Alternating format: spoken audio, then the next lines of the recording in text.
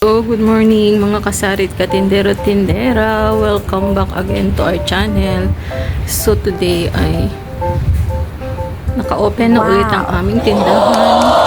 So, thank you God for this wonderful blessing.